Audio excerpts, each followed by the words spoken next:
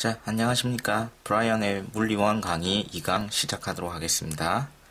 자, 지난 1강에서는 우리 MKS 단위계와 SI 기본 접두어에 대해서 알아봤습니다.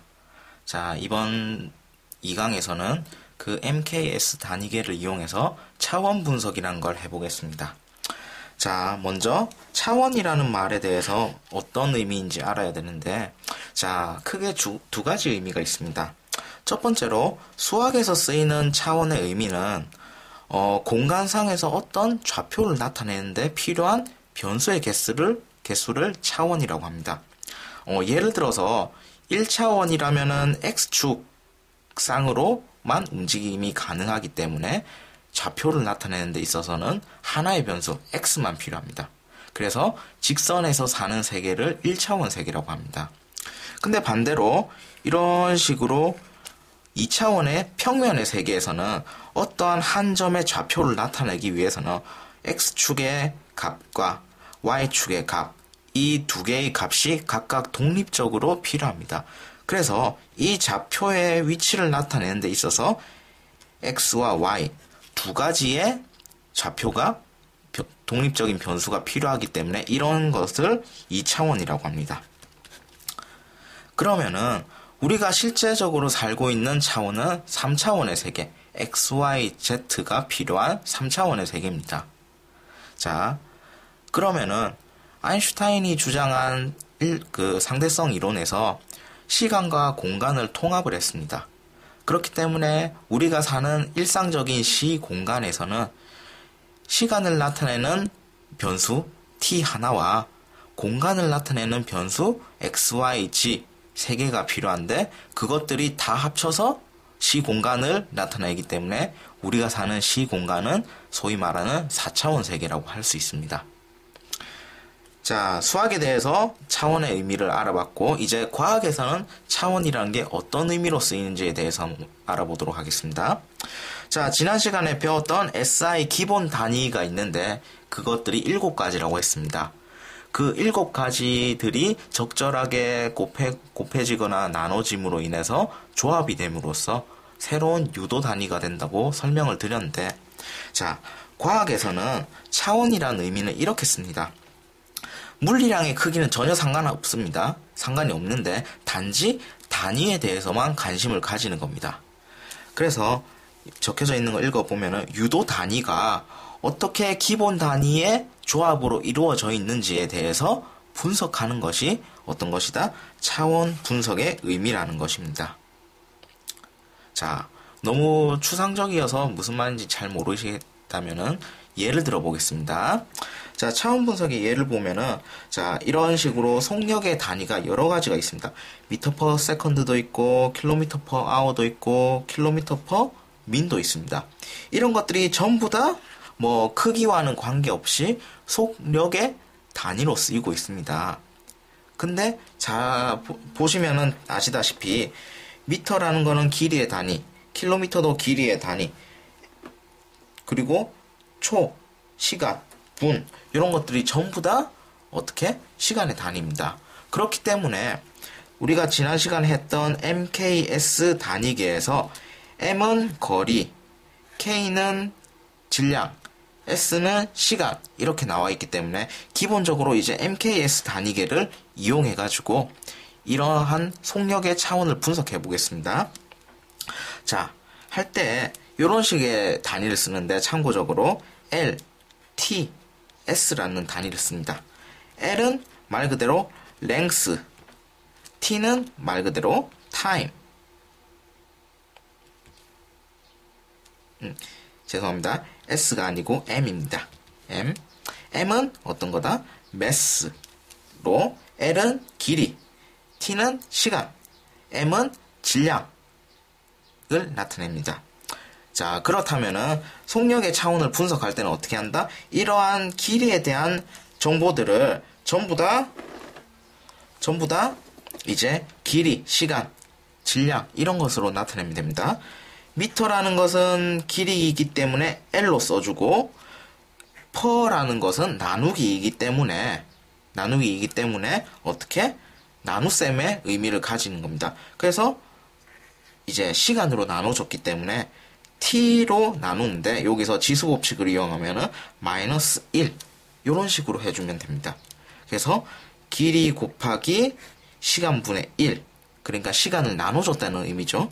그래서 속력을 차원 분석을 해보면은 L 곱하기 T의 마이너스 1승이 되는 겁니다. 이런 식으로 하는 것이 차원 분석이라는 겁니다. 자, 그러면 마찬가지로 우리가 이제 배울 힘에 대해서 먼저 조금 땡겨와서 설명을 해보겠습니다. 힘이라는 것의 단위는 1N인데 이것을 이제 F는 ma라는 공식을 이용해서 하면은 질량 곱하기 가속도가 됩니다. 자, 가속도에 대한 개념을 아직 안 배웠지만은 그래도 한번 해보겠습니다. 자, 그래서 1N이라는 단위를 풀어서 써보면은 킬로그램 곱하기 가속도의 단위인 미터 퍼 세컨드의 제곱이 됩니다. 자, 그럼 마찬가지로 차원 분석을 해보면은 자, 킬로그램은 질량의 단위이기 때문에 m 매스가 이렇게 되고 곱하기가 돼 있으니까 곱하기 마찬가지로 그리고 길이의 단위 m이 있으니까 길이의 단위는 l이구나. 그리고 초가 두 번 제곱이 두 번 곱해져서 나눠져 있죠. 나눠져 있으니까 어떻게 한다? 여기서 했던 것처럼 t의 마이너스 1승을 두 번 해주면 되니까 t의 마이너스 2승을 해주면 되겠다. 그래서 힘이라는 단위의 차원 분석을 해보면은 m 곱하기 l 곱하기 t의 마이너스 2제곱이 되는 겁니다. 자, 다음으로 가보겠습니다. 자, 그러면은 각의 단위는 이제 60분법 이런 걸 해서 몇 도 또는 이제 삼각 함수 이런 것을 사용할 때는 이제 라디안이라는 단위를 쓰죠. 몇 도 또는 라디안이라는 단위를 쓰는데 이것들이 각의 단위입니다. 근데 각은 과연 어떤 차원을 가지는가에 대해서 이제 살펴보면은 자, 여기 호도법의 정의가 있습니다. 호도법의 정의. 어떻게? 요렇게 반지름 길이 R, 호의 길이 L이 있으면은 이 반지름과 호의 비율로서 어떻게 각 시타를 나타내는 겁니다. 그래서 호도법으로 나타냈을 때 각의 정의는 시타는 어떻게 R분의 L 이렇게 해가지고 어떻게 이렇게 호의 길이를 반지름으로 나눠주는 겁니다. 자, 그렇게 되면은 이제 각의 차원에 대해서 분석을 해보면은 시타의 차원은 어떻게 된다? 길이의 차원이죠. L. 호의 길이니까 길이의 차원이죠. L. 나누기 반지름의 길이. 마찬가지로 길이의 차원입니다. 그래서 약분하면 1이 돼서 이것은 차원이 없는 어떤 물리량? 무차원의 물리량이 되는 겁니다. 그래서 각은 차원이 없습니다. 단위는 있지만은 차원이 없는 물리량입니다. 각은. 자, 그러면은 지금까지 간단하게 차원 분석에 대해서 알아봤는데 그럼 차원 분석을 왜 쓰는지에 대해서 이제 궁금하실 건데 자, 이런 겁니다. 물리 법칙을 만들 때 이제 간단하게 이 과학자들이 판단했을 때 내가 이런 공식, 변수 간의 관계를 적절히 조합을 해서 이런 공식을 만들어서 어떠한 현상을 설명하려고 합니다. 근데 이 공식이 간단하게 맞는지 틀렸는지 검사를 해보고 싶습니다. 그럴 때 차원 분석을 사용하면 가장 유용한 방법이 되는 겁니다. 자, 여기서 보시는 식은 S는 V0t 플러스 2분의 1 AT 제곱입니다. 유명한 등가속도 운동의 공식인데 저는 공식을 별로 안 좋아하지만은 어쩌다 보니까 외우게 됐는데 한번 이 공식을 예를 들어서 한번 설명해 보겠습니다. 자, 좌변의 물리량과 우변의 물리량이 동일해야만이 이렇게 등호를 쓸 수 있는 겁니다. 등호를 쓸 수 있는데 자, 좌변은 S니까 이동거리가 됩니다. 이동거리인데 우변은 이동거리에 대한 정보가 하나도 없고 속력과 시간, 가속도와 시간 이러한 관계들로 나타나 있습니다. 그러면 과연 이게 이 우변에 있는 식이 이렇게 이동거리를 나타내는 S를 표현하는 맞는 식인지 틀린 식인지 장담은 못하지만은 그래도 최소한 검출을 할 수 있다는 겁니다. 자, 한번 해보겠습니다. 자, S의 차원은 어떻다? 길이니까 L차원을 가지겠다. 자, 속력의 차원은 아까 우리 했듯이 L 곱하기 T의 마이너스 1승입니다. 곱하기 D에 시간이 하나 붙어져 있으니까 T가 한 번 더 곱해지고 더하기로 연결돼 있고 2분의 1은 크기는 무시합니다. 차원에서는 2분의 1 날리고 자, 우리 아까 했듯이 가속도의 단위는 어떻다? LT의 마이너스 제곱이 됩니다. 그거 곱하기 시간의 제곱이 이렇게 붙어져 있으니까 T의 제곱이 이렇게 곱해지면 됩니다. 그러면은 T 날라가고 T의 제곱 날라가고 결과적으로 어떻게 된다? L 한쪽에는 L 또 마찬가지로 L만 남았습니다. 그래서 우변의 차원도 L차원이 되는 겁니다. 그렇기 때문에 좌변의 차원인 L차원과 우변의 차원 L차원이 같기 때문에 이 등식이 맞는지 틀린지는 모르겠지만 차원을 분석했을 때 똑같기 때문에 한 50%는 맞지 않을까라고 추측을 해보는 겁니다.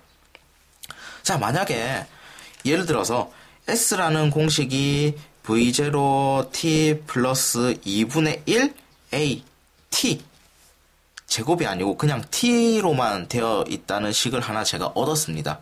그럼 이 식이 맞는지 틀린지 모르겠는데 한번 간단하게 검증을 해보고자 합니다.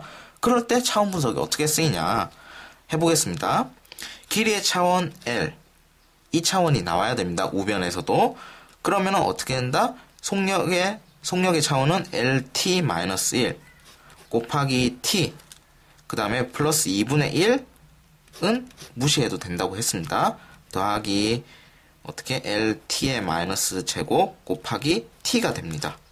그렇게 되면은 이쪽에서는 TT 없어져서 L만 남는데 이쪽에서는 어떻게 된다? T가 하나만 남아서 어떤 LT의 마이너스 1 속력의 차원이 남습니다. 속력의 차원이.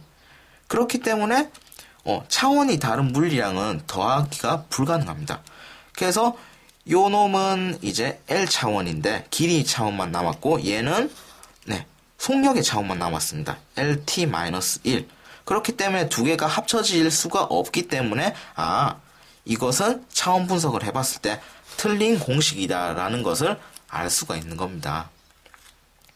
이렇게 해서 물리학자들도 어려운 이제 실험 결과를 통해서 공식을 유도를 했을 때 이 공식이 맞다 틀리다를 본격적으로 검증하기 전에 간단한 테스트 단계로 이런 식으로 차원 분석을 통해서 공식을 검증하는 것을 많이 쓸 수가 있습니다. 근데 중요한 거는 차원 분석이 이제 좌변과 우변의 차원이 동일하다고 해서 이게 맞는 공식이다 틀린 공식이다 100% 장담은 할 수 없습니다. 왜냐면은 여기서 봤듯이 2분의 1이라는 이제 개수가 붙을 수도 있고 100이라는 개수가 붙을 수도 있습니다. 그거는 이제 본격적으로 이론을 검증할 때 필요한 것이고 저희가 차원 분석할 때는 2분의 1 이런 것들을 무시했기 때문에 차원 분석이 100% 맞는 공식이라고 보장해 주지는 않는 겁니다. 자, 오늘 이렇게 2강에서는 차원 분석에 대해서 해봤습니다.